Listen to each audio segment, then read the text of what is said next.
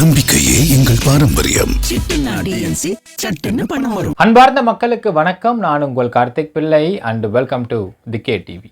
மை-வி3 Ads நிறுவனத்தின் உறுப்பினர்கள்லாம் இன்றைக்கி சேர்ந்து ஒரு கம்ப்ளைண்ட் கொடுத்துருக்குறாங்க மக்களே. அதில் சுவாரஸ்யமான தகவல்கள் பற்றியும், அதே மாதிரி இந்த மை-வி3 ஆட்ஸ் நிறுவனத்திற்கு பிரச்சனை கொடுத்த அசோக் ஸ்ரீநிதி தகவலை பற்றியும் டீட்டெயிலாக விரிவாக பார்க்க போகிறோம் இந்த பதிவில்.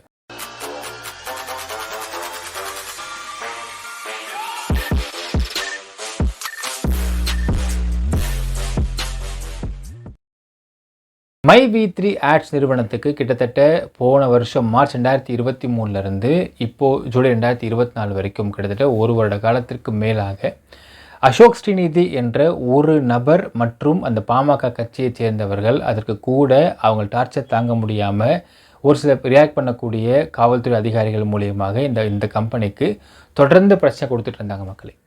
இப்படி பிரச்சனை கொடுத்துக்கிட்டு இருந்த இந்த சமயத்திலையும் இங்கே உறுப்பினர் கூடிய மக்கள் அமைதி காத்தாங்க.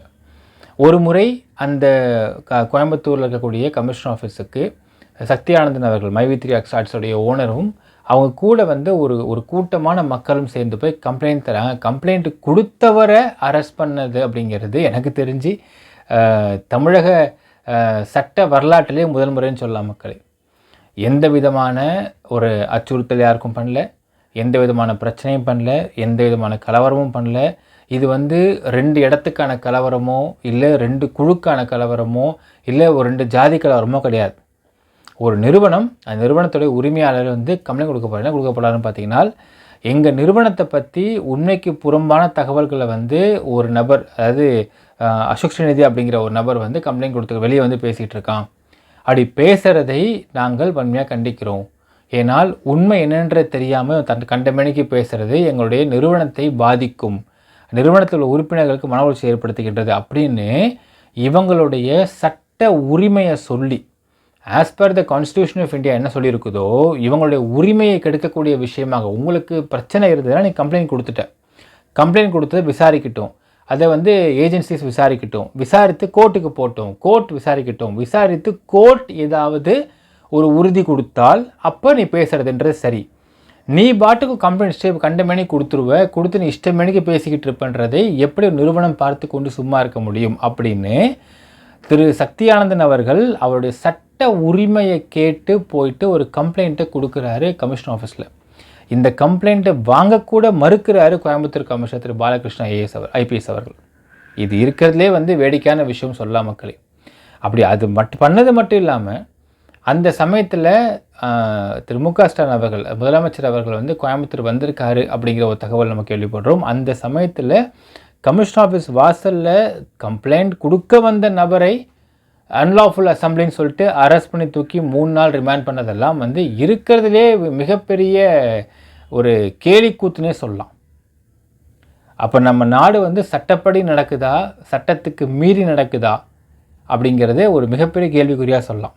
சரி, அதெல்லாம் அச்சுறுத்தல் கிடையாதாமா.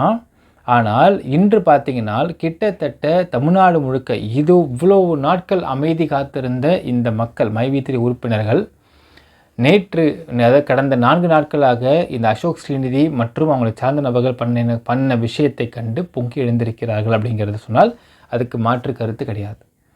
கிட்டத்தட்ட அந்த அசோக் ஸ்ரீநிதியும் அவங்களை சார்ந்த ஒரு கட்சி நபர்களும் செஞ்ச ஒரு மிகப்பெரிய ஃப்ராடுத்தனத்தால் ஆல்மோஸ்ட் 12 மந்த்ஸ்க்கு மேலே பொறுத்திருந்த மக்கள் இன்றைக்கி பொங்கி எழுந்திருக்கிறாங்க மக்களே. தமிழ்நாடு முழுக்க உள்ள எல்லா டிஸ்ட்ரிக்ட் கலெக்டர் ஆஃபீஸ்லேயும் பார்த்தீங்கன்னா இன்றைக்கி மனு நாள். எப்போயும் மண்டே மனு நாள்னு சொல்லுவாங்க. அந்த மனு நாளில் மண்டே அன்னைக்கு கிட்டத்தட்ட 7600க்கும் மேற்பட்ட இண்டிபெண்ட் கம்ப்ளைண்ட்ஸ் போயிருக்கு அப்படிங்கிற தகவல் வெளியாகிருக்கு மக்களே. இது ஒரு கம்பெனிக்கு ஆதரவாக இவ்வளவு பெரிய கம்ப்ளைண்ட், அதாவது ஒரு கம்பெனிக்கு ஆதரவாக அந்த கம்பெனி உறுப்பினர் இவ்வளோ பெரிய கம்ப்ளைண்ட் கொடுத்துருக்கிறது இது ஃபஸ்ட் டைம்ன்றதில் பார்க்க முடிகின்றது. அதில் கரூரில் மட்டும் 400க்கும் மேற்பட்ட கம்ப்ளைண்ட்ஸ் கொடுக்கப்பட்டிருக்கிறதா தகவல் கிடச்சிருக்கு மக்களே, which is a very good ஃபிகர்னு சொல்லலாம், வெரி குட் நம்பர். இன்னும் போக போக அடுத்த வரக்கூடிய நாட்களில் இந்த கம்ப்ளைண்ட்ஸ் அதிகமாக கூடும். அசோக் ஸ்ரீநிதி மீது ஒரு எந்த நடவடிக்கையும் எடுக்காமல் இருந்தால் அப்படிங்கிற தகவலும் கிடைக்கப்பெறுகின்றன. ஸோ இவ்வளோ கம்ப்ளைண்ட்ஸ் கொடுக்கப்பட்டிருக்கிட்டா இத்தனை டிஸ்ட்ரிக்ஸில் அசோக் ஸ்ரீநிதியை கூப்பிட்டு விசாரிக்க வேண்டும். விசாரிக்கும் பொழுது எப்போ நீ 2000 கோடி மோசடின்னு சொல்கிற, 2000 crores is 2000 crores is not a small amount, it's a very big figure. இந்த 2000 கோடி மோசடி அப்படிங்கிறத நீ சொல்கிறத எப்படி டிரைவ் பண்ணுற, நீ எப்படி இதை வந்து மோசடின்னு சொல்கிற, ஃபஸ்ட்டு எப்படி இதை மோசடின்னு சொல்கிற, மறுபடியும் 2000 கோடின்னு நீ சொல்கிற அப்படிங்கிறத பற்றி காவல்துறை விசாரித்து ஆகவே வேண்டும். எல்லா டிஸ்ட்ரிக்ட்லையும் விசாரிங்க, அவனை கூப்பிட்டு விசாரிங்க, விசாரித்து கேளுங்க இதை எப்படி மோசடின்னு சொல்கிற, அடுத்து எப்படி 2000 crores மோசடின்னு சொல்கிற.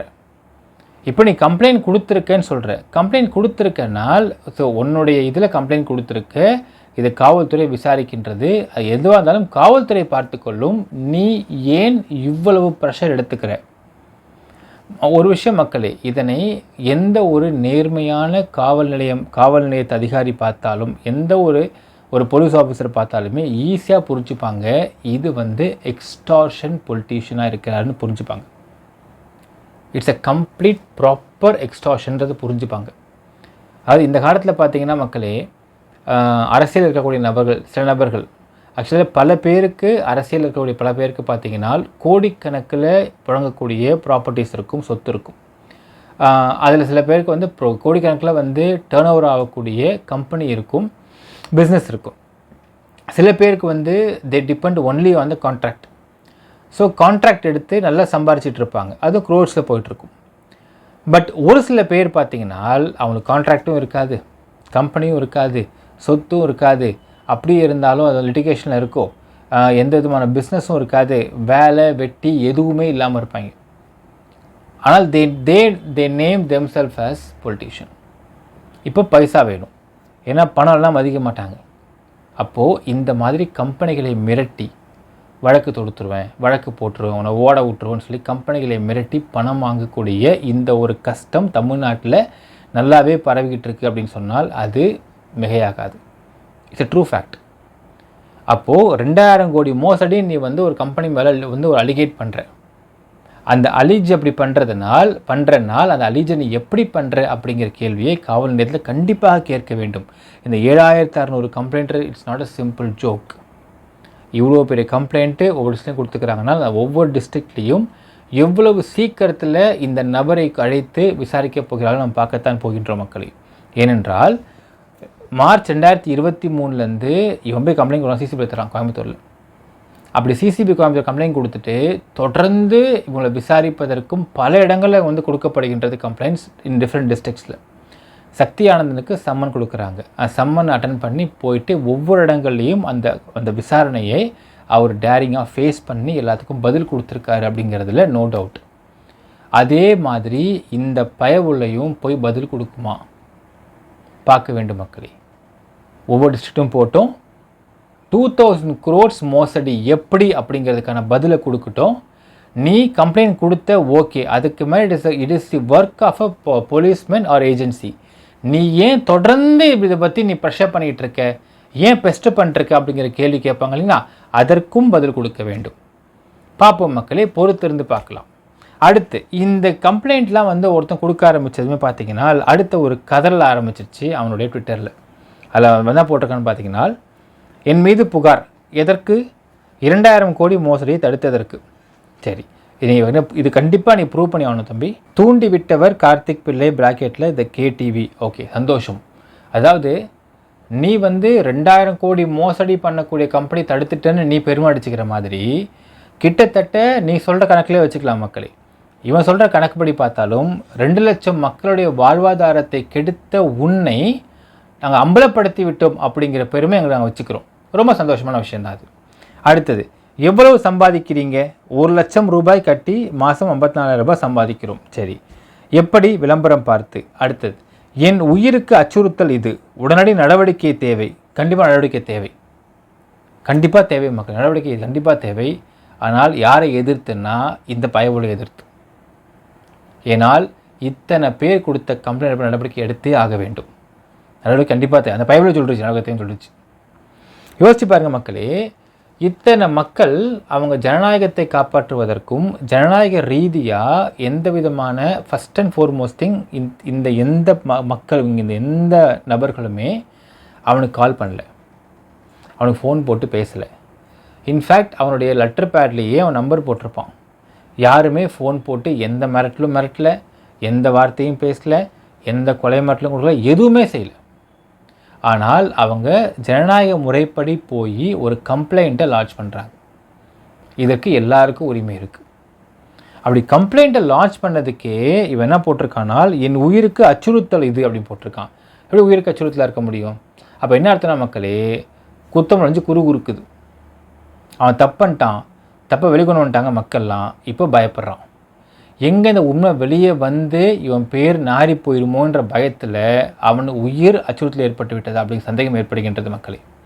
அடுத்தது அவன் கேள்வி கேட்குற மக்களே, அதாவது ஒரு தப்பு இல்லாத கம்பெனியை மார்ச் 2023 ஜூலை 2024 வரைக்கும் கிட்டத்தட்ட ஒரு வருஷ காலத்துக்கு மேலாக கம்ப்ளைண்ட் கொடுக்கறது, ட்விட்டரில் போடுறது, ஃபேஸ்புக்கில் போஸ்ட் போடுறது, அடுத்தது இது 2000 கோடி மோசடின்னு சொல்லிட்டு பரப்புறது, பொய் பரப்புறது, ஆதாரம் இல்லாத பேசுறது, அடுத்தது இவங்க ஆக்ஷன் எடுக்கலை, அவங்க ஆக்ஷன் எடுக்கலை, அவங்க கையூட்டு வாங்கிட்டாங்க, இவங்க கையூட்டு வாங்கிட்டாங்க, இவங்க கிட்ட தொடர்பு இருக்குது, டிஎஸ்பி தப்பு பண்ணுறாரு, டிஎஸ்பிக்கு தொடர்பு இருக்குது அந்த கம்பெனி கூட, இப்படின்னு ஏகப்பட்ட ஒரு ஆதாரமற்ற குற்றச்சாட்டு எல்லாருமே வச்சு ஒரு வருஷ காலமாக ஒரு வேலை வெட்டி இல்லாமல் ஒரு கம்பெனியோடைய வாழ்வாதாரத்தை கெடுக்கிறது மட்டுமே வேலையாக வச்சிட்ருக்கிற நீ செய்தது குற்றமா? நீ பண்ணதுனால மற்ற மக்களுக்கு ஏற்பட்டது உயிருக்கு அச்சுறுத்தலா? இல்லை மற்ற மக்கள்லாம் சேர்ந்து உன்னை பற்றி எந்த விதமான எந்த வார்த்தையும் பேசாமல் போய் கம்ப்ளைண்ட் கொடுத்தது உயிருக்கு அச்சுறுத்தலா? இவனு தான் பண்ணானுங்க மக்களே. ஆளை வச்சுக்கிறாங்க, ஒவ்வொருத்தருக்கும் ஃபோன் பண்ணுறது. we have that audio recording மக்களே. அசோக் ஸ்ரீநிதி என்கின்ற இந்த ஒரு ஃப்ராடு நபரே ஒரு பையனுடைய நம்பரை, ஒரு நபருடைய நம்பரை, ஒரு உறுப்பினர் மைவி3யில் அவருக்கு ஃபேஸ்புக் மூலயமா அவரை வந்து காண்டாக்ட் பண்ணி பேசி, அவர் மூலிமா வந்து பேசி, அவரிடத்துல கிட்டத்தட்ட பல நிமிஷங்கள் பேசின ஆடியோ ரெக்கார்டிங் வச்சுருக்கோம் மக்களே. கண்டிப்பாக நாளைக்கு அதை வெளியிடுவோம். அதில் எந்த அளவுக்கு அவன் கம்ப்ளைண்ட்டு தேவைன்னு அசோக் ஸ்ரீநிதின்ற நபர் பிச்சை எடுக்கிறான் அப்படிங்கிறது நீங்கள் தெளிவாக அங்கே பார்க்கலாம். இவனே நம்பரை பிடிச்சி அவர் நம்பரை வாங்கி ஃபோன் பண்ணி மிரட்டுவது பூரா இவன் தான். எல்லா இடத்துலையும் ஃபோன் போட்டு மிரட்டுறது, மெசேஜ் சேட்டில் மிரட்டுறது, வேலை வெட்டியே இல்லாமல். ஒரு விஷயம் பார்க்கணும் நமக்கு, சோஷியல் மீடியாவில் நமக்கெல்லாம் வந்து சோஷியல் மீடியா பார்க்கவே டைம் இருக்க மாட்டேங்குது. இதில் உட்கார்ந்து பொழுதன்னைக்கும் சேட்டிங் வேறு பண்ணுறான்னா then how come he have so much of time? அப்போ வேலை வெட்டி இல்லை நடத்தும்.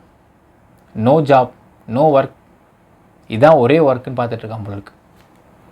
இவன் பல பேரை மிரட்டுறான், பல பேர் தப்பாக வந்து மிரட்டி சேட் பண்ணுறான், பல பேருக்கு இவன் ஆளை விட்டு கால் பண்ண வைக்கிறான், பல ஆட்கள் இவனுடைய பேர் சொல்லி போய் பேசுகிறாங்க.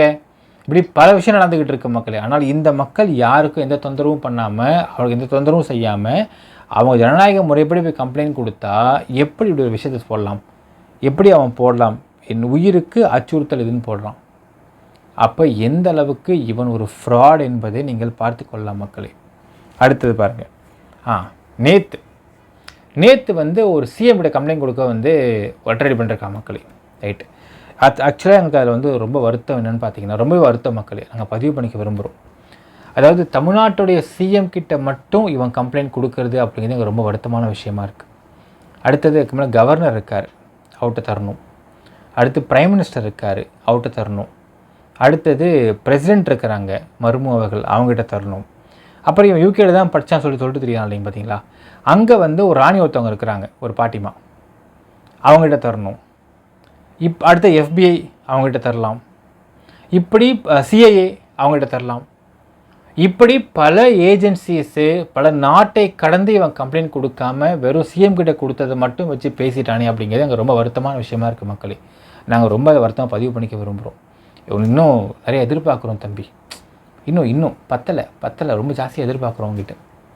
எல்லாத்துக்கும் மேலே மக்களே, இவ்வளோ நாளைக்கு வந்து பாமக கூட இருக்கும், அன்புமணி கூட இருப்பார், அன்புமணி அண்ணன் கூட இருப்பார், பாமக எங்கள் கட்சி, நான் பாமக பிரமுகர், நான் பாமக மாற்றச்சாலைன்னு சொல்லி போட்டு தெரிஞ்சுக்கிட்டு இருக்கேன். இதே அசோக் ஸ்ரீநிதி எதற்காக சிஎம் கம்ப்ளைண்ட்டில் வந்து ஒரு வார்த்தை பாமகவை பற்றி சேர்க்கவில்லை?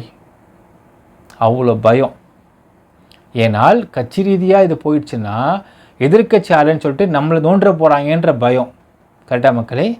அப்படி பயம் இல்லை என்றால் ஏன் சிஎம் கம்ப்ளைண்ட்டில் பாமக அப்படிங்கிற ஒரு கட்சி பெயரை ஒரு இடத்த கூட யூஸ் பண்ணாமல் இருக்கிற அப்படிங்கிறதுக்காக அவன் பதில் கூறியாக வேண்டும் மக்களே. அடுத்தது, நேற்று நம்ம கேள்வி கேட்டிருந்தோம், நீ என்ன தொழில் பண்ணுற, வாட்ஸ் யுவர் ப்ரொஃபஷன்னு கேட்டிருந்தோம். இந்த விஷயத்தை பற்றி நமக்கு தெரிந்த பல நண்பர்கள் வந்து அவன்கிட்ட கேட்டிருக்கிறாங்க த்ரூ சேட்டு மூலியமாக. அப்படி கேட்டப்போ அந்த வார்த்தைக்கு மட்டும் ஆன்சர் பண்ண மாட்டானான், மற்ற எல்லாத்துக்கும் என்னென்னமோ சம்மந்தமெல்லாம் பேசிட்டு இருப்பானா. அதாவது விஜய் டிவியில் வந்து ஒரு ஷோ நடத்தாங்க மக்களே. ஒரு கேள்வி கேட்பாங்க, அந்த கேள்விக்கு சம்மந்தமெல்லாம் பதில் சொல்லணும். அந்த போட்டிக்கு போனால் ஃபஸ்ட் ப்ரைஸ் வாங்கிடுவான் மக்களே கண்டிப்பாக. அப்படி பண்ணிட்டு உட்காந்துருக்கான் அந்த அசோக் ஸ்ரீநிதின்றவன். கேள்வி ரொம்ப சிம்பிள், நீ என்ன வேலை பார்க்குற, ஏதாவது வேலையை சொல்லணும். அதை பற்றி மட்டும் பேசவே மாட்டேங்கிறான் மக்களே. சரி, நாம் உள்ள விசாரித்து பார்த்தோம் என்ன வேலை பார்க்குறான்னு சொல்லிட்டு. அதில் பார்த்தீங்கன்னா ஒரு சில விஷயங்களை பார்க்குறோம். ஃபஸ்ட் அண்ட் ஃபார்மோஸ்ட் திங், அவனுடைய ஃபேஸ்புக்கில் போட்டிருக்கிறான் managing director at Ashok UK லிமிடெட்னு போட்டிருக்கான். சரி, இப்போது இந்த அசோக் யூகே லிமிடெட் யார் இது அப்படிங்கிறத ஃபஸ்ட் அடி பார்க்கணும். இன்னொரு வார்த்தை என்ன போட்டிருக்கானால் அடுத்தது பார்த்தீங்கன்னா இந்த ஒரு அசோக் யூகே லிமிடெட்டில் பார்த்தீங்கன்னா 2012 ஜூன்லேருந்து அந்த பையன் வந்துட்டு இருக்கான்றது போட்டிருக்கான். ஸோ இப்போ இதை சர்ச் பண்ணி பார்க்கலாம் மக்களே. ஜென்ரலாகவே பார்த்தீங்கன்னா சிங்கப்பூர், மலேசியா, யூகே இந்த மாதிரி கண்ட்ரிகளில், ஆஸ்திரேலியா கண்ட்ரிகளில் பார்த்தீங்கன்னா நீங்கள் வந்து ஏதாவது ஒரு கம்பெனி உருவாக்குறீங்கனால் அந்த கம்பெனியை உருவாக்கும் பொழுது அந்த கம்பெனிக்குன்னு ஒரு சில வெப்சைட்ஸ் இருக்கும். அது வந்து அந்த கவர்மெண்ட் வெப்சைட்ஸு, அதுக்குள்ளே அந்த கம்பெனி நீங்கள் ரெஜிஸ்டர் பண்ணி வச்சா தான் அந்த கம்பெனி உலகம் முழுக்க தெரிய ஆரம்பிக்கும். அப்போ ஏன்னா உலகத்தில் எங்கே இருந்தனாலும் இந்த கம்பெனி போய் செக் பண்ணுறப்போ இந்த கம்பெனி இருக்கா இல்லையா அப்படிங்கிறத போய் தெளிவாக தெரிஞ்சுக்க முடியும். அப்படி பார்க்கும் பொழுது companycheck.co.uk அப்படிங்கிற ஒரு போர்ட்டலுக்குள்ளே உள்ளே போய் பார்த்தோம்னா நம்ம அந்த கம்பெனி நம்ம டைப் பண்ணுறோம், அசோக் யூகே லிமிடெட் போட்டு டைப் பண்ணுறோம். அட்ரஸ் பார்த்தீங்கன்னா 78 west point queens road, Bristol அவன், BS8IQU அப்படின்னு இருக்குது. சாரி 1QUன்னு இருக்குது. என்ன கம்பெனின்னு பார்த்தீங்கன்னா it includes risk score, credit limit, CCJs, mortgages and charges, directory, எல்லாம் போட்டிருக்கு மக்களே. அடுத்து அது கீழே வரும், இது கம்பெனி நேம் என்ன, கம்பெனி நேம் போட்டிருக்காங்க. அது கீழே பார்த்தீங்கன்னா company type is private limited with ஷேர் கேபிட்டல்னு போட்டிருக்காங்க. Company status, company is dissolved, இந்த கம்பெனி கலைக்கப்பட்டாகிவிட்டது, இந்த கம்பெனி இப்போ இல்லவே இல்லைன்றது ரொம்ப தெளிவாக போட்டிருக்காங்க. இது எப்போ உருவாக்கப்பட்ட கம்பெனின்னு போட்டிருக்காங்க 28 மார்ச் 2007. அது 2007 உருவாக்கப்பட்டு 2009 கலைக்கப்பட்டுருச்சு. ஏனால் next accounts due is by 10 May 2009. இப்போ இந்த மாதிரி கம்பெனிகளை வெளிநாடுகளில் பார்த்தீங்கன்னா ஒரு வருஷ காலம் நீங்கள் அதுக்கான அக்கௌண்ட்ஸ்க்கு நீங்கள் வந்து அக்கௌண்ட்ஸை நீங்கள் சப்மிட் பண்ணாமல் விட்டுட்டிங்கனால் ஆட்டோமேட்டிக்காக அந்த கம்பெனி டிசால்வ்ன்றதை அவங்க முடிவு பண்ணிவிட்டு லெட்டரும் அனுப்புவாங்க உங்களுக்கு. இப்போ ஒரு கம்பெனி ஆரம்பிக்கிறீங்கனால் அந்த கம்பெனிக்கு வருஷம் நீங்கள் அக்கௌண்ட்ஸ் வந்து நீங்கள் சப்மிட் பண்ணிட்டே கவர்மெண்ட்டுக்கு. ஒரு வருடம் நீங்கள் சப்மிட் பண்ணாமல் விட்டுட்டீங்க அப்படின்னால் உங்களுக்கு செக் பண்ணுறதுக்கு ஒரு லெட்டர் அனுப்புவாங்க. அந்த லெட்டர் வந்து உங்கள் ரீச் ஆகி ரிப்ளை கொடுக்கல, இல்லை டோர் லாக்னு வந்துருச்சு அப்படின்னால் they will assume that the company is டிசால்வ்னு முடிச்சு விட்ருவாங்க. ஸோ அப்படி முடிக்கப்பட்டிருக்கின்ற அந்த கம்பெனி அப்படிங்கிறதையும் பார்க்க வேண்டும். சரி, ஓனர் யாருன்றதை பார்க்குறோம். அடுத்த விஷயம், டைரக்டர் பார்த்தீங்கன்னா அசோகா ஹொசாட் சீதாராம் டைரக்டர் ஒருத்தர் இருக்கார். இவருக்கு வயது இப்பொழுது 59. ஏனால் ஜூன் 1965 பிறந்திருக்கார். இவர் எப்போ டைரக்டர் ஆகியிருக்காருன்னு பார்த்தீங்கன்னா 28 மார்ச் 2007. 2007 கம்பெனி உருவாக்கப்பட்டது, அப்போ டைரக்டர் ஆகியிருக்காரு. 2009 இந்த கம்பெனி கலைக்கப்பட்டாகிவிட்டது. அடுத்த ஒரு கேள்வி கேட்கலாம், சார் இந்த அசோகா ஹொசாட் சீதாராம்ன்றவர் அவங்க அப்பா கூட இருக்கலாமே சார், நீங்கள் கேள்வி கேட்கலாம். ஓகே, அதையும் செக் பண்ணி பார்த்துட்டோம். என்னோட உண்மையான பேர் அசோக் ஸ்ரீநிதியே கிடையாது. உண்மையான பேர் அசோக் ஜெயேந்தர். இவங்க அப்பா பேர் பழனிசாமி. ஸோ அதுவும் கிடையாது. அப்போது இப்படி ஒரு கம்பெனி பேரை நீ போட்டுட்டு அதை பாருங்கள் 2007 கலைக்கப்பட்டுருச்சு இந்த கம்பெனி. அவன் என்ன போட்டிருக்கான், அந்த கம்பெனியோடைய managing director at Ashok UK limited June 2012 இந்த கம்பெனியை போட்டிருக்கான். கொவென்ட்ரி யூகேன்னு போட்டிருக்கான் அட்ரஸ். அதாவது இவன் இன்னொரு ஆஸ்பெக்ட் பாருங்கள், 2012 இந்த கம்பெனி எம்டி ஆகிட்டானாமா.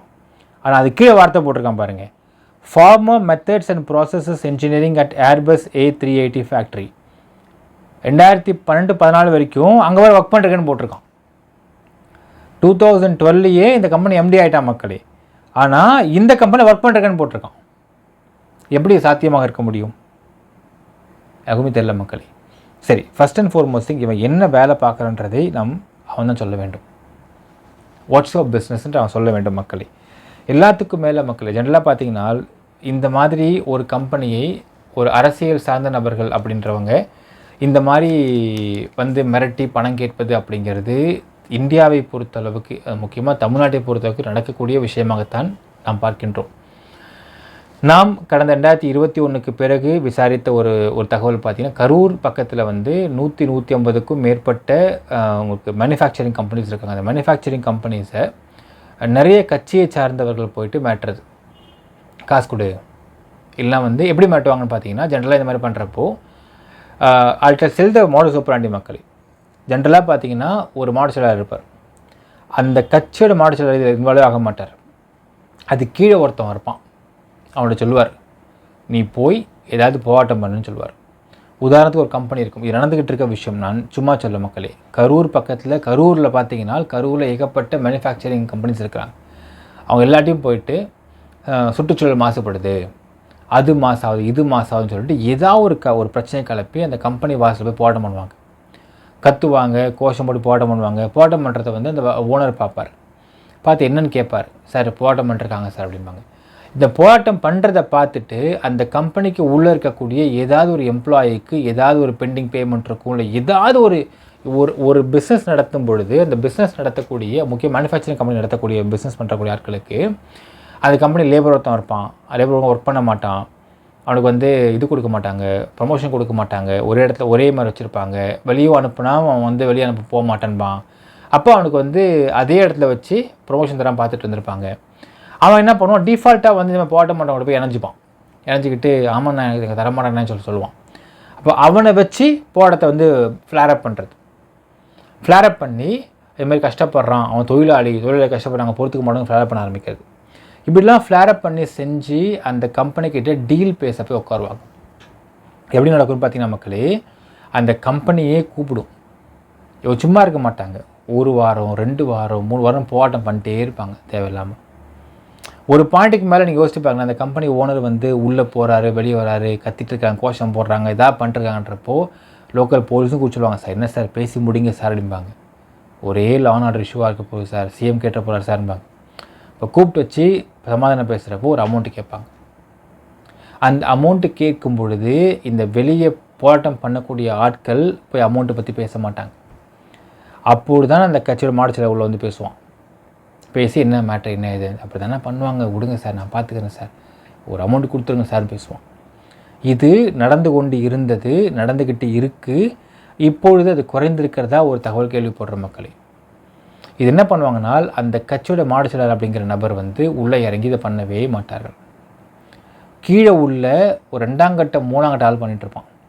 ஆனால் ஒரு பாயிண்ட்டுக்கு மேலே அந்த கம்பெனி எதிர்த்து அடிக்கிறாங்க, இல்லை அந்த கம்பெனிக்கு அந்த கட்சிக்கு எதிராக மக்கள் திரும்புகிறாங்க அப்படின்னு தெரிஞ்சு போச்சுன்னா உடனே அந்த மாடு சிலர் வந்துடுவான் ஸ்பாட்டுக்கு. அவன் கத்துவான், அவங்க கட்சிக்காரங்க நான் நினச்சிருக்கீங்க மனசில் என்னடா பண்ணுறீங்க நீங்கள் கத்துவான், போலாம் துரத்தி விட்ருவோம். அப்போ கம்பெனி சுமூகமாக பேசுவான், சார் தப்பான செய்யுங்க சார், தெரியாமல் பண்ணிட்டாங்க சார், தெரியாது சார், செஞ்சால் விட்டுருக்க மாட்டோம் சார்மா. ஏனால் அவங்களுக்கு கட்சியோட எதிர்காலம் முக்கியம். இத்தனை மக்கள் கட்சி அகைன்ஸ்டாக திரும்புகிறாங்க அப்படிங்கிறப்போ அப்பொழுது தான் மாடு சிலர் டென்ஷனாக பயந்துருவான், நல்லா இப்படி திரும்புகிறாங்களேன்னு சொல்லிட்டு. அப்போது ஒன்றுமே தெரியாத மாதிரி பேசுவான். இது நடக்கக்கூடிய விஷயம் மக்களே. இதுதான் இந்த கட்சிக்காரங்க பண்ணக்கூடிய மாடல்ஸ் ஆப்பரண்டின்பாங்க. அவங்களுடைய செயல்முறை இப்படி தான் இருக்கும். இந்த பாமகவில் மட்டும்தான் ஜென்ரலாக பாமகவை பொறுத்தளவுக்கு பாட்டாளிகள், அதாவது படையாட்சின்னு சொல்லக்கூடிய அந்த சமூகத்தாட்கள் கோயம்புத்தூர் ரொம்ப ரொம்ப கம்மி எனக்கு தெரிஞ்சு. கொங்கு மண்டலத்தில் அவங்களுடைய ஜனத்தொகை ரொம்ப ரொம்ப கம்மி. அப்படி அதனால தான் என்னமோ தெரியல இந்த பயபுள்ளியை மாடு சிலா போடுறாங்க நம்ம தெரியல மக்களே. இவனுக்கு அந்த விஷயங்களை புரியாமல் அறகுறையாக தெரிந்து கொண்டு ஒரு கம்பெனியிடம் மோதுகின்றான். அந்த கம்பெனிக்கிட்ட வந்து இப்போ மைவி3 ஆட்ஸ்ன்ற கம்பெனிக்கிட்ட வந்து பல கோடி ரூபாய் இருக்குன்னு தெரியுது. அந்த அமௌண்ட்டை வாங்க ட்ரை பண்ணிட்டுருக்கானா, அது ட்ரை பண்ணி தப்பாக இவனே இறங்கி முயற்சி பண்ணி இப்போ மாட்டிட்டு முடிக்கிறானா நம்ம தெரியல மக்களே. இதுதான் ரியாலிட்டியாக இருக்க முடியும், நம்ம பார்க்க முடியுது. அப்படி இருக்கும் பட்சத்தில் இப்படித்தான் இவர்கள் முயற்சி பண்ணி தோற்று போயிட்டாங்களான்ற தகவலும் நம்ம பார்க்க வேண்டியதாக இருக்கின்றது. ஆனால் ஒரு விஷயம் மக்களே என்னென்னால், கோயம்புத்தூரில் உங்களுக்கு பாட்டாளி மக்கள் கட்சிக்கு படையாட்சி சமூகத்தை சேர்ந்தவர்கள் ஆட்கள் ரொம்ப ரொம்ப கம்மி தான். ஆனால் இப்பொழுது இந்த அசோக் ஸ்ரீநிதி பண்ணியிருக்கக்கூடிய இந்த வேலையை வச்சு பார்க்கும் பொழுது தமிழ்நாடு முழுக்க பாட்டாளி மக்கள் கட்சிக்கு அவங்களுடைய கட்சி ஓட்டு அப்படிங்கிற விஷயம் சுத்தமாக குறைய ஆரம்பிச்சிச்சு இவன் பார்த்த வேலையால். அதாவது உங்களுக்கு ஒரு ஆஸ்பெக்டில் பார்க்கணும், ஒரு கம்பெனியை எந்த விதமான தப்புமே இல்லாமல், நான் சொல்கிற அந்த கம்பெனி கரூரில் பார்த்தீங்கன்னா ஏதாவது ஒரு அலிகேஷன் இருந்து அந்த கம்பெனி மேலே நீங்கள் வந்து ஒரு வழக்கு தொடுத்தீங்கன்னா கூட நியாயமானதாக இருக்கும். ஆனால் எந்த அலிகேஷனுமே கிடையாது மைவி3 ஆட்ஸ் மேலே, எந்த பிரச்சனையும் இல்லை இந்த கம்பெனி மேலே. ஆனால் இஷ்டத்துக்கும் 2000 கோடி மோசடி எடுத்து விட்டுட்டு, இப்படி அலிகேஷனை எடுத்து தெளித்து விட்டுட்டு, இப்படி ஒரு அவப்பேர் ஏற்படுத்தி விட்டுட்டு, இன்றைக்கி இவன் கதறிக்கிட்டு இருக்கான், இவனுக்கு தான் பிரச்சனை கதறிக்கிட்டு இருக்கான். ஆனால் ஒட்டுமொத்த மக்கள் திருப்பி அடிக்க ஆரம்பித்து விட்டார்கள். இது வந்து பாட்டாளி மக்கள் கட்சியின் எதிர்காலத்தை நிச்சயமாக கேள்விக்குறியாக மாற்றப் போகின்றது மக்களே. ஏன்னால் இந்த கம்பெனியை பொறுத்தளவுக்கு எந்த அப்பர் மிடில் கிளாஸோ இதில் வந்து உறுப்பினர்கள் கிடையாது. Economically lower class, economically middle class, இவங்க தான் இதில் ஃபுல் அண்ட் ஃபுல் மெம்பர்ஸாக இருக்கிறாங்க. ஸோ பாட்டாளி மக்கள் கட்சியை பொறுத்தளவுக்கு எக்கனாமிக்கலி லோவர் கிளாஸும் மிடில் கிளாஸும் தான் அந்த கட்சி உறுப்பினர்களும் இருக்கிறார்கள். அப்படி இருக்கும் பட்சத்தில் எந்த அளவுக்கு அவங்க வாழ்வாதாரம் உயர்த்தப்பட வேண்டும் அப்படின்னு நினைக்கிறாங்க அப்படின்னால், இப்படி ஒரு வாழ்நாள் முழுவதும் ஒரு வருமானம் அப்படிங்கிறது வந்து இட்ஸ் அ குட் திங். நேற்று பேசிட்டு ஒரு நண்பர் சொல்லியிருந்தார், சார் இந்த ரெயின்போன்னு ஸ்கீம் ஒன்று பேசியிருந்தார் சார் எம்டி, அதை பார்த்தீங்களா சார்ன்னு கேட்டார். நான் பார்க்கல சார் நான் சொன்னேன். அதை அமுச்சு விட்டார். உண்மையாலுமே இந்த ஸ்கீமை வந்து அவர் சொன்ன விதத்தை வச்சு பார்க்கும் பொழுது இட்ஸ் அ குட் திங். அது ஒரு நெட்வொர்க் மார்க்கெட்டிங் மூலியமாக, இப்போ உதாரணத்துக்கு லெட்ஸ் டேக் பேடிஎம் மக்களே. பேடிஎம் அப்படிங்கிற கம்பெனி, அந்த கம்பெனியை முதல்ல இந்த கான்செப்டை சொன்னப்போ எல்லாம் சிரித்தாங்களாம். இதை ஒரு புக் எடுத்து படித்தா அவங்க தெரியும், சிரிச்சிருக்காங்க. தம்பி பேங்க் இருக்குது, அடுத்தது இன்டர்நெட் பேங்கிங் இருக்குது, எதுக்காக பேடிஎம் அப்படிங்கிற உன்னுடையது வர்ச்சுவல் பேங்கிங்னு ஒன்று உருவாக்குற, அதில் ஏன் வந்து மக்களை பணத்தை கொண்டு அங்கே ட்ரான்ஸ்ஃபர் பண்ண சொல்கிற, அதில் ஏன் நீ வந்து கொண்டு வந்து பணத்தை வச்சு நீ ஏன் அது மூலிமா வந்து மற்ற பில்ஸை பே பண்ண சொல்கிற அப்படின்னு சிரிச்சிருக்காங்க. இன்றைக்கு பேடிஎம் பண்ண புரட்சின்றது நாட் ஈஸி ஜோக் மக்களே. 2 வருஷத்தில் பேடிஎம்முடைய சென்செக்ஸ் ரேஞ்சு, அதோடைய ஷேருடைய ரேஞ்சு வந்து எங்கேயோ போயிடுச்சு. ஏன்னால் அந்த ஒரு கான்செப்ட் தான், அந்த ஐடியாஸ். எப்பவுமே பிஸ்னஸை பொறுத்தளவுக்கு ஐடியாஸ் மேக் மணின்னு சொல்லுவாங்க. அந்த ஐடியாக்கள் மட்டும்தான் பணத்தை உருவாக்கும். அந்த அடிப்படையில் பார்க்குறப்போ உங்களுக்கு பேசிக் அமெனிட்டிஸான ஸ்பாலேருந்து உங்களுக்கு கடைகள்லேருந்து டிபார்ட்மெண்ட் ஸ்டோர்ஸ்லேருந்து எல்லாத்துலேயுமே இந்த மைவி3ன்னு சொல்லக்கூடிய இந்த ஒரு ஸ்கேனிங் ஆப், ஸ்கேனிங்கே வரப்போகுது அப்படின்ற அளவுக்கு அவருடைய ஐடியாஸ் இருக்குது அப்படிங்கிற பார்க்கும் பொழுது இது நல்ல ஒரு ஸ்கீம். இப்போ இந்த ஸ்கீமுக்கு முக்கியமாக தேவை என்னென்னு பார்த்தீங்கன்னா, மக்களுடைய டீம் தேவை, குரூப்ஸ் தேவை. அந்த குரூப்புக்கு இப்படி அவர் நெட்வொர்க் மார்க்கெட்டிங் மூலம் உருவாக்கிட்டு இருக்காரு அப்படிங்கிறது ஒரு மிகப்பெரிய விஷயம்தான். இது வந்து இதோடைய ஃபோர்காஸ்ட்டும் இதோடைய ஐடியாஸும், ஒரு குட்டி ஐடியாஸ் அவர் எடுத்திருக்காரு, அந்த ஐடியாஸை ஒர்க் பண்ணிருக்காரு. இதோடைய ஃபோர்காஸ்ட் அப்படிங்கிறது ஒரு 5 வருஷம் கழித்து எப்படி இருக்குன்னு சொல்லி பார்க்கலாம். 10 இயர்ஸ் கழிச்சு விஷயத்தை பார்க்கலாம். 10 இயர்ஸ் கழித்து சொல்ல முடியாது மக்கள். இப்போ இவருடைய ஐடியாஸ் ஒர்க் அவுட் ஆச்சுன்னால் எல்லா கடைகள்லையும் பேடிஎம் அப்படிங்கிற ஒரு ஸ்டாண்டையும் இருக்கும், பக்கத்தில் மைவி3 ஸ்டாண்டையும் இருந்ததுனால எவ்வளோ பெரிய மார்க்கெட்டிங் ஒரு டாக்டிக்கலாக இருக்கும். இப்போ எவ்வளோ பெரிய மார்க்கெட்டிங் டீம் அதில் வந்து உருவாக்கியிருப்பாங்க, எத்தனை பெரிய உறுப்பினர்கள் சேர்ந்துருப்பாங்க. ஒருவேளை மைவி3க்குள்ளே போயிட்டு அந்த ஸ்கேன் பண்ணி நீங்கள் பே பண்ணால் கேஷ்பேக் வருது. இப்போ நீ ஒரு 100 ரூபா நீங்கள் ஒரு கம்பெனிக்கு ஒரு கடைக்கு பே பண்ணுறீங்க, அதில் வந்து ஒரு 3 ரூபா கேஷ்பேக் வருது அப்படின்னால் கண்டிப்பாக அதை மக்கள் உபயோகப்படுத்துவாங்க. ஏன்னா 3% கம்ஸ் பேக். ஸோ அது ஒரு மிகப்பெரிய ஒரு மார்க்கெட்டிங் யுக்தியாக இருக்கும். இது மூலிமா மார்க்கெட் ஷேரை ஹியூஜாக கேப்சர் பண்ண முடியும். இதெல்லாம் ஒரு ஃபோர்காஸ்டிங் ஐடியாஸாக பண்ணிகிட்ருக்கார். ஸோ இதெல்லாம் எதுவுமே தெரியாமல் அந்த ரெயின்போன்ற ஸ்கீமை வந்து அந்த விஷயத்தை பார்த்தப்போ எனக்கு அந்த என்ன பிடிச்சதுன்னு பார்த்தீங்கன்னா, ஒரு ஃபோர்காஸ்டான விஷயத்துக்கு இவருக்கு தேவைப்படுறது என்னென்னால், உதாரணத்துக்கு ஒரு ஸ்பாவில் போயிட்டு, எப்போ அதை பாருப்பா நீ ஸ்பா நடத்திக்கிட்டு இருக்க, என்னுடைய இந்த டிஸ்ட்ரிக்டில் மட்டும் இத்தனை லட்சம் பேர் இருக்கிறாங்க, எங்கள் மைவி3 மெம்பர்ஸாக இருக்கிறாங்க, அவங்க அத்தனை பேரும் உங்ககிட்ட வந்து முடிவெட்டிப்பாங்க. உனக்கு அஷ்யோர்டான மந்த் ஆன் மந்த் இன்கம் வரும். அப்படி வரப்போ நீ இவ்வளவு கேஷ்பேக் தரும்னு சொல்லி கேட்டால் அவன் கண்டிப்பாக சரி தலைவான்னு சொல்லுவான். ஏன்னா யாராவது வராங்களா மாட்டாங்களான்னு காத்துட்டு இருக்கிறதுக்கு பதிலாக இப்படி அஷ்யோர்ட் இன்கம் ஒன்று கிடைக்குதுன்னா அவன் கண்டிப்பாக ஒத்துப்பான். He will reduce its own price, own profit margin. ஏன்னா ஸ்பாவெல்லாம் பொறுத்தளவுக்கு எல்லாமே வெறும் சேல்ரி மட்டும்தான் அவங்களுக்கு, எல்லாமே சர்வீஸ் தான். ஸோ சர்வீஸில் அவனுடைய ப்ராஃபிட்டை குறைச்சிப்பான் அவன். அதுக்கு முக்கியமாக தேவை என்ன, மூலிமா எத்தனை பேர் என் கடைக்கு மாதம் மாதம் வருவான். முடி வெட்டி தான் ஆகணும் மாதம் மாதம், அதில் எந்த மாற்றமும் கிடையாது. சொட்டையானா மட்டும்தான் பிரச்சனை. அவங்களுக்கும் தாடி வளரும், மீசை அரைச்சி போகும், டை அடிக்கணும், இப்படி நிறைய அவங்களுக்கு சர்வீஸ் தேவைப்படும். ஸோ அதுக்கு அவங்க மாதம் மாதம் அவங்களுடைய செல்ஃப் கேருக்குன்னு சர்வீஸ் எடுத்துக்கிறாங்கன்னால் அதற்கு அவர் என்ன சொல்லணும்னா, அந்த இடத்துல போயிட்டு இந்த டிஸ்ட்ரிக்டில் எனக்கு இவ்வளோ பேர் என் மெம்பர்ஸ் இருக்காங்கன்றதை காட்டணுன்னால் that can be made possible only by network மார்க்கெட்டிங்கிறதை உருவாக்கிட்டு இருக்காருன்னு புரிஞ்சிக்க முடியாதனால மக்களே. இந்த ஒரு புரிதல் சுத்தமாக இல்லாமல் அந்த பையன் அப்படி பண்ணிகிட்ருக்கான் அப்படிங்கிறது வந்து உண்மையே வேடிக்கையான விஷயம்தான். இந்த வேடிக்கையான விஷயம்னால நம்ம வேடிக்கைன்னு சும்மா சொல்லிட்டு போயிடுறோம். ஆனால் இது வந்து எவ்வளோ பெரிய பிஸ்னஸ் பாதிப்பை ஏற்படுத்துது, எவ்வளோ மனோச்சியை ஏற்படுத்துது அப்படிங்கிற எதிரொலி தான் இன்றைக்கி போய் கம்ப்ளைண்ட் கொடுத்தது 7600க்கும் மேற்பட்ட மக்கள். அதாவது மக்கள் ஒருத்தர் பேச சொல்லிட்டு இருக்காரு அவர், சார் இந்த கேப்சா அடிக்கிறது மட்டும் வாழ்க்கை பூரா அடிச்சிட்டு இருக்கிறது இதோடைய மெயின் மாடல் கிடையாது சார். இதுக்கு மேலே வாழ்நாள் முழுவதும் அவங்களுக்கு வந்து பேமெண்ட் வரணும், அவங்க சம்பளம் வரணுன்ற மாதிரியான ஸ்கீம்ஸ் நிறையா இருக்குது. அதெல்லாம் ஃப்யூச்சர் பிளான்ஸாக ஒரு ஃபோர்காஸ்ட்டாக வச்சுருந்துக்கு அரசன் சொல்கிறார். இது எதுவுமே தெரியாமல் ஒரு பர்ஃபெக்டாக ஒரு கம்பெனியை மிரட்டி எப்படி வந்து பணம் கேட்குறது அப்படிங்கிற யுக்தியை ஃபாலோ பண்ண மாதிரி குருட்டாம்போக்கில் 2000 crores மோசம் அடித்து விட்டு இன்றைக்கி இந்த கம்பெனியை இந்த அளவுக்கு அவமானப்படுத்தியும் அசிங்கப்படுத்தியும் கிட்டத்தட்ட வந்து டீஃபேம் பண்ணியும் வச்சிருக்கக்கூடிய இந்த அசோக் ஸ்ரீநிதி என்கின்ற இந்த ஒரு நபர் ஃப்ராடாக இல்லையா மக்களே? இந்த நபர் இதனை கண்டிப்பாக தெளிவுபடுத்த வேண்டும். எப்படி 2000 crores நீ சொல்கிற தெளிவுபடுத்த வேண்டும். இது இல்லை என்றால் மக்கள் விடவே கூடாது. கேள்வி கேளுங்கள், கேள்வி கேட்ப உங்களுக்கு எல்லா உரிமையும் இருக்கின்றது. இத்தனை ஒரு வருஷ காலமாக உங்கள் கம்பெனியை இந்த அளவுக்கு அவமானப்படுத்தி அசோக் ஸ்ரீநிதிக்கு எல்லா உரிமையும் இருக்குனால், அதாவது கட்சிக்காரனை நம்பி மக்கள் கிடையாது மக்களே, மக்களை நம்பித்தான் கட்சிக்காரன். இது தெரிஞ்சவன் இவ்வளவு மக்கள் எதிர்ப்பு இருக்குன்னு தெரிஞ்சால் ஒரு கட்சிக்காரன் விட்டுட்டு பேசாமல் போயிடுவான். அப்போது இவனுக்கு அரசியலும் தெரியல, இவனுக்கு கட்சியும் சரியில்லை, எதுவுமே சரியில்ல. எதுக்கு சிஎம் கிட்டே போடுறப்போ வந்து கட்சி பேரை போடாமல் போட்டான், கட்சி மாற போகிறான்னு தெரில மக்களே, அது நமக்கு தெரியல. ஸோ ஒரு கட்சிக்காரனுக்கு தெரியும் மக்கள் சப்போர்ட் எவ்வளோ முக்கியன்றது தெரியும்.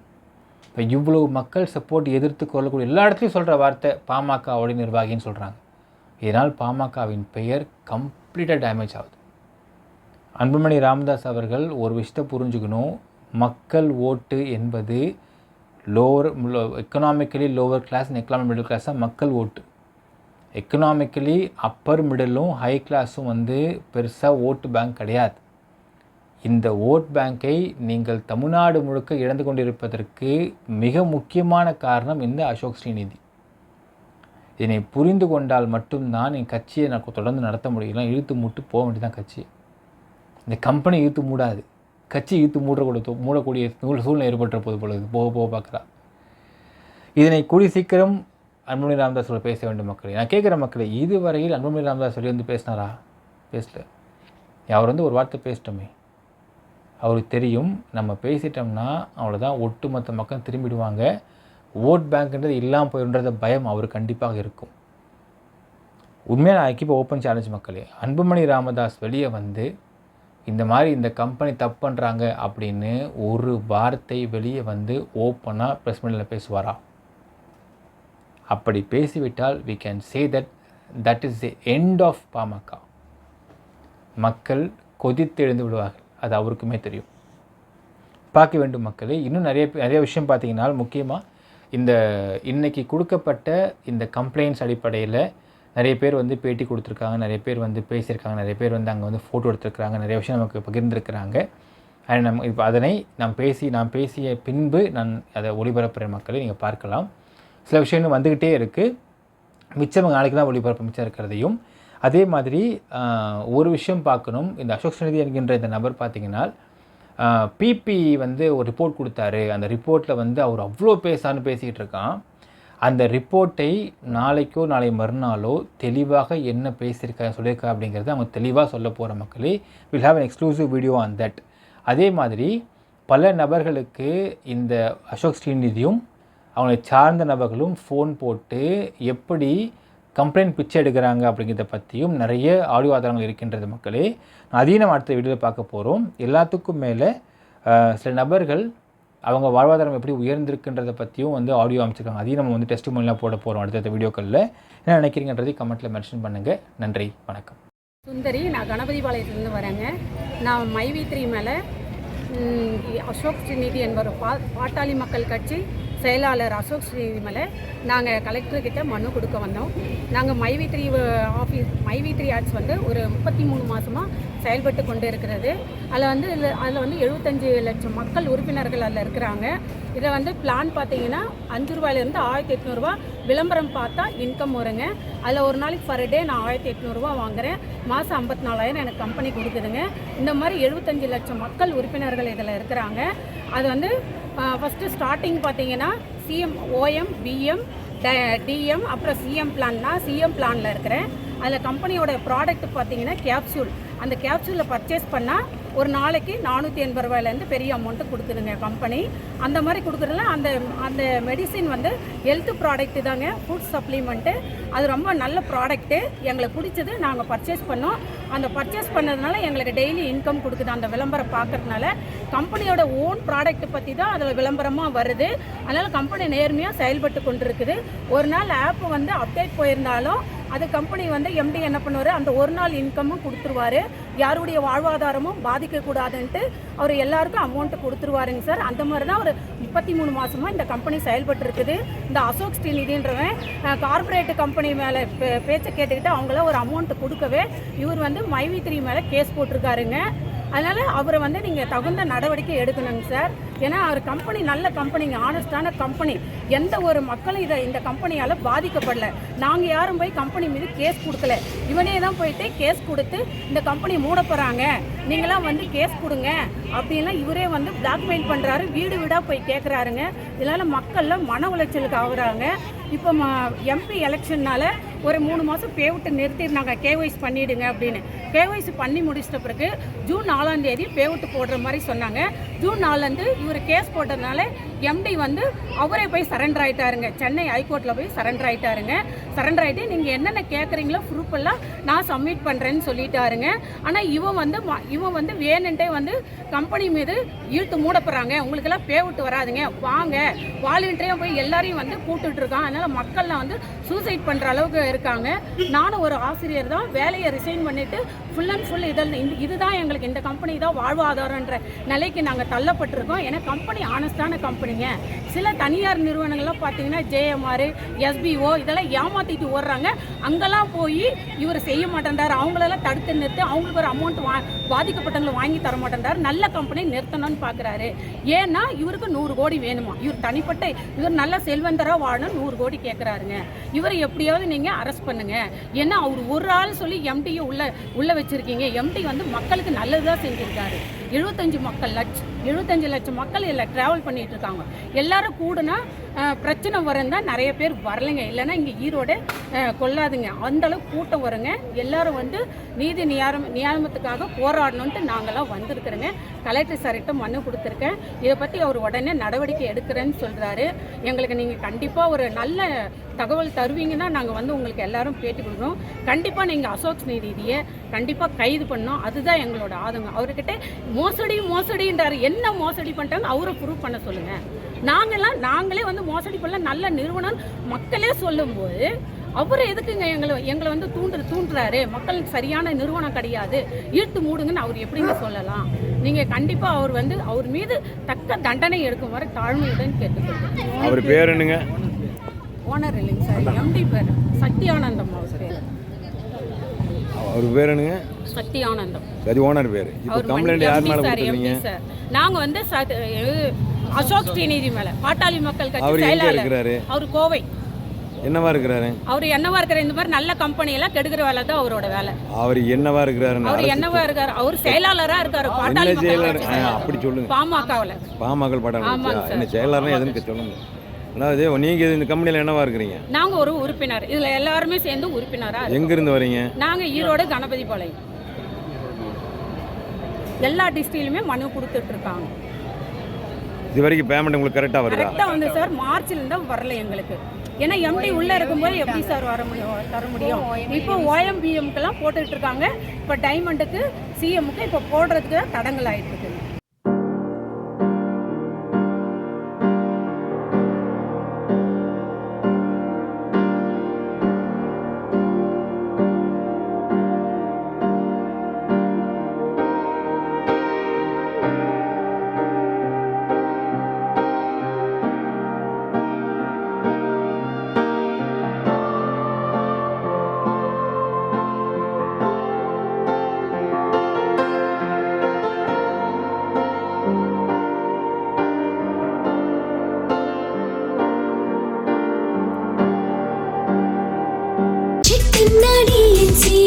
சட்டுன்னு படம் வருமே,